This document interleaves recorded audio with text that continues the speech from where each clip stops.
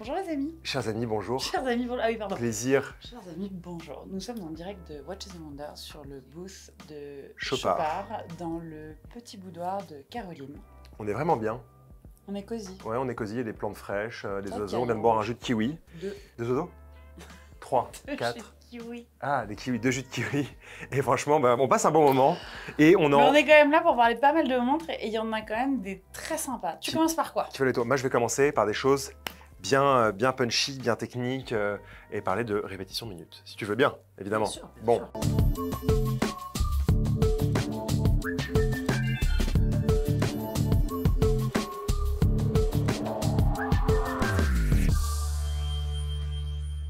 Nous allons commencer avec la Chopard Full Strike Titan. Souvenez-vous, il y a quelques années, avec Valentin, on était parti à Meyrin, chez Chopard, pour filmer toute la famille des Full Strike et cette innovation incroyable finalement qui est d'avoir des marteaux qui tapent sur les timbres en saphir qui sont complètement intégrés, c'est-à-dire pas de colle, pas de vis, au verre.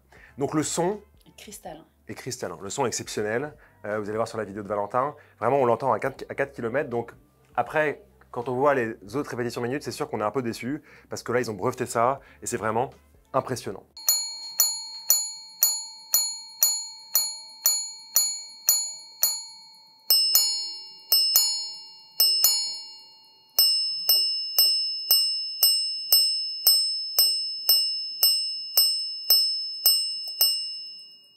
C'est un cadran qui est assez technique, qu'on appelle verdigris, qui est obtenu par une formule scientifique à base d'oxygène assez spéciale. J'ai pas tout compris, mais en tout cas, c'est la solution. Par rapport au full strike qu'on vous présentait la dernière fois, en fait, vous avez les ponts des marteaux et le pont du volant inertiel qui ont été noircis PVD. C'est assez joli, ça apporte un joli côté. En fait, elle est plus sombre, cette montre, et vous avez quand même un boîtier en titane qui a été céramisé, donc il est plus solide. Elle fait moins précieuse que les full strike qu'on pouvait avoir en or ou dans des boîtiers en saphir, pour celles qui étaient en saphir, boîtier compris, j'entends. Donc voilà, une pièce, grosse technologie, grosse répétition minute, qui est pour moi c'est la plus belle du marché.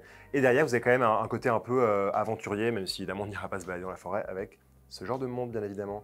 Voilà, c'était tout pour moi, pour cette première montre. Bien évidemment, est-ce que tu veux continuer avec une seconde ou me mettre sur la piste, par exemple, d'une LUC avec un cadran que t'aimes bien? Si on continue dans la gamme des LUC, Mhm. évidemment cette année, comme vous avez pu le voir en regardant toutes les vidéos de Père Castor, il y a une vraie tendance sur les cadrans verts. En effet. Et à plus forte raison, la LUC XPS Forest Green, et XPS étant pour extra plate petite seconde, Exactement. est absolument canon. On retrouve une LUC avec un boîtier de 40 mm, ultra fin, ultra portable, ultra élégant et à la fois ultra sportif. Ultra. Il y a beaucoup d'ultra, c'est vrai, mais quand on regarde juste l'essence même de la pièce, on retrouve les aiguilles en dauphine fusée, on retrouve aussi ce qu'on appelle le sector dial, qui arrive des années 40. Même ouais, années 30 déjà, années 30, années 40, c'est vraiment cadran à secteur, comme on dit. Il y a des secteurs, donc il y a plusieurs parties voit les différentes petites- qui sont Exactement. délimitées par des marquages. Voilà. Cette pièce étant Lucent Steel, Oui. Côte de Genève, Code de Genève sur le calibre, qui est un calibre à micro-rotor. Si je ne dis pas de bêtises, c'est le calibre 9612-L, bon, qui est un très beau calibre de la marque Chopard, bien évidemment, avec une petite masse oscillante très sympathique, micro-rotor, donc en or, jaune. Voilà, ça c'est pour la pièce que tu aimes beaucoup. Si on continue dans la gamme des LUC, je dois quand même avouer avoir eu un petit crush sur la qualité Fleurier. D'ailleurs, c'est la première fois qu'une LUC qualité Fleurier est en Lucent Steel. Exactement, c'est un peu la grosse nouveauté. On a un joli cadran argenté, et alors même s'il n'y a pas vraiment de secteur, moi j'avais aussi parlé de secteur parce qu'il y a différentes finitions au sein du cadran, donc c'est vraiment une très belle pièce. On a des index en chevron, Ouais. on a des aiguilles qui sont en forme de seringue. Exactement, c'est très beau. Toujours un mouvement, qualité Fleurier, c'est quand même une exigence particulière avec Évidemment. 100% Swiss made, avec des tolérances qui sont encore plus fortes que le chronomètre. Hein, Aucune trace d'usinage. bien sûr. Indifférent, en tout cas une marge d'erreur qui doit être inférieure à 5 secondes. Et alors que le chronomètre, c'est moins 4 Donc, plus ouais, 6, donc du coup, ça exactement. sort du chronomètre, donc il faut faire encore mieux que le chronomètre, plus de réglages, dans plus de température, dans plus de positions. Donc c'est vraiment une belle pièce, et surtout, toujours un mouvement micro-rotor extra fin, la pièce est Micro-rotor super en fine. or pour cette qualité Fleurier. 22 carats, exactement. Exactement. Mais même N'importe quoi. Oui, bien sûr, comme d'habitude. Et Leonard Picciotto. Perso, mon coup de cœur, moi, c'était plus sur la LUC Quattro Spirit 25. Alors, j'adore la montre parce que c'est une heure sautante. J'adore la complication. Vous avez l'heure, vous avez une aiguille des minutes, rien de foufou, classique au centre. Et vous avez à 6 heures la fenêtre d'heure sautante. Ce qui est magnifique sur cette version, c'est qu'on a un cadran en émail grand feu. Vous savez, l'émail grand feu, c'est une technique très particulière. On chauffe à plus de 1000 degrés et surtout, il y a beaucoup de casse, il y a beaucoup de bulles. Donc, pour faire un cadran parfait, il faut, au-delà de la maîtrise et des savoir-faire, il faut un paquet d'années d'expérience et surtout avoir une recette qui fonctionne. Et voilà, c'est des cadrans qui valent une fortune en général parce qu'ils sont compliqués à maîtriser. Donc moi, je trouve que l'association d'une montre de 40 mm avec un boîtier en or gris avec ce cadran noir assez profond et juste cette simple aiguille qui semble voler sur ce cadran noir, c'est magnifique. Voilà. Alors en plus, on parlait de qualité Flamier, mais aussi de Poinçon de Genève. Et le Poinçon de Genève, ici, sur une version limitée à 100 pièces. Parce que sans doute, c'est une montre quand même assez compliquée à fabriquer. Voilà pour ma LUC Quattro Spirit 25. Évidemment, on est obligé de parler de Alpine Eagle, qui est devenue une collection maîtresse chez Chopard, qui définit véritablement l'ADN de la maison. On retrouve évidemment certaines caractéristiques visuelles comme un cadran qui est souvent un cadran qui reprend la pupille de l'aigle. Exactement. On retrouve l'iris de l'aigle même, on peut dire. Exactement, l'iris de l'aigle. Il faut quand même savoir que quand cette collection a été lancée, c'était le fruit d'un travail de 3 générations, du grand-père, du père et du fils. En effet. Où ils ont tous travaillé ensemble puisque ça rappelait l'histoire de quand KFS, donc Karl Friedrich Schauffele, qui est actuellement le coprésident de la maison, avait été voir son père en disant « Bon, c'est sympa, mais ce serait cool de faire une pièce un peu plus sport. » Qu'est-ce qui s'est passé? Le fils de KFS est allé voir son père en lui disant exactement la même chose.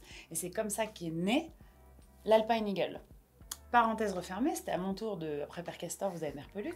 Mais cette année, je suis obligée de parler de la Frozen, qui est une pièce en 33 mm de diamètre, qui est intégralement sertie de diamants. Mais si on regarde véritablement dans le détail, évidemment, on a un peu plus de 6 carats et demi de diamants. Ce qui est pas mal quand même. Mais ce qui est hyper intéressant, c'est que si on regarde en détail, vous avez sur la lunette, vous avez une lunette sertie de diamants trapèzes. Vous en avez à peu près 36. Les diamants trapèzes, il faut savoir que c'est une forme assez particulière où toutes les pierres doivent être taillées à la main de manière à suivre en fait la continuité de cette lunette. Merci. Un jour de foire compliqué. Et si on prend un tout petit peu le temps d'observer le bracelet, comme je te le disais tout à l'heure, on a un vrai parallèle avec la collection Ice Cube, qui est la collection de joaillerie Chopard classique, ultra moderne, en or éthique, où vous avez ce côté ultra géométrique, un peu comme une succession de petits glaçons, d'où Ice Cube. Rihanna, d'ailleurs, avait fait une petite interprétation Ice Cube de Chopard. Et c'est vrai que quand on regarde les maillons de cette Alpine Eagle Frozen, un peu comme la Reine des Neiges, puisque tout est blanc, tout est scintillant et tout est beau, on a vraiment ce parallèle avec les bijoux qui, pour moi, serait un super red carpet dressing. Je dis ça, je dis rien. On verra ça quand on verra ça. Exactement. Et moi, j'ai surtout vu que ton œil était attiré par une pièce très particulière avec des coquillages. Non, alors c'est pas des coquillages. Ah, c'est pas merde, attends. On parle de 2 pièces métiers d'art qui, en effet, sont limitées à 8 exemplaires. Mais ce qui est intéressant, c'est l'histoire autour de cette pièce. On parle donc d'une impériale. Vous avez 2 versions. Vous avez une version un peu plus rose et une version un peu plus bleu vert canard. Et ce qui est assez marrant, c'est qu'en fait, ça remonte à Marie-Antoinette qui adorait se balader, prendre un peu de temps pour aller dans cette espèce de cabane au fond d'une clairière qu'elle appelait la chaumière aux coquillages. Donc les coquillages.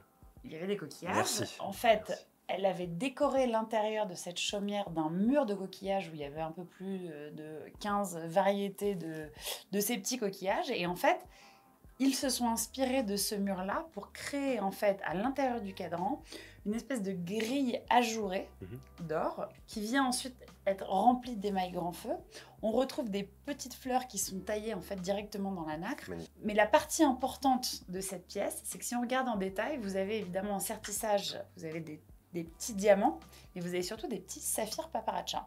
Paparacha. Il faut savoir qu'aujourd'hui, dans le monde de la joaillerie, petite parenthèse joaillère, vous avez les 4 pierres précieuses, qui sont diamant, émeraude, saphir, rubis.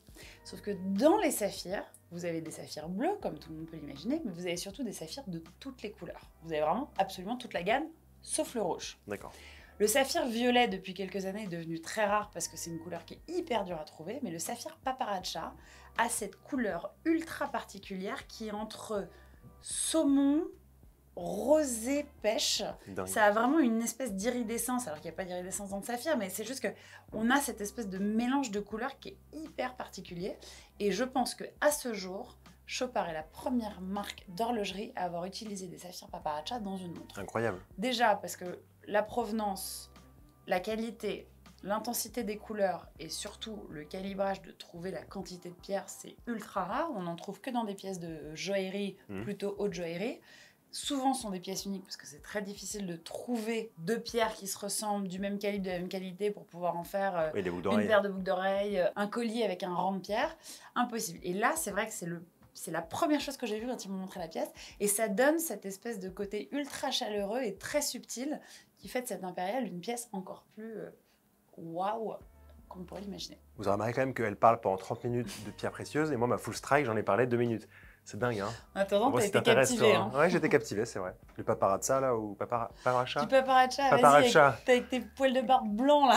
C'est quoi ce truc-là? Et elle a aucun argument, donc du coup, elle parle de ma barbe qui est blanche parce que je suis un homme mûr. Voilà, c'est tout ce que tu veux pas accepter. Donc voilà, c'est tout pour Chopard aujourd'hui. Beaucoup de détails joailliers sur des montres, sur des bijoux dont Éléonore nous a parlé avec plaisir.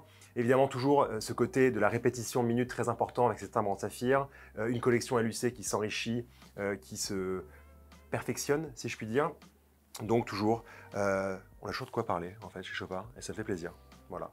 Donc si vous avez... Suite au prochain épisode. Exactement. On vous aime. À bientôt. Merci.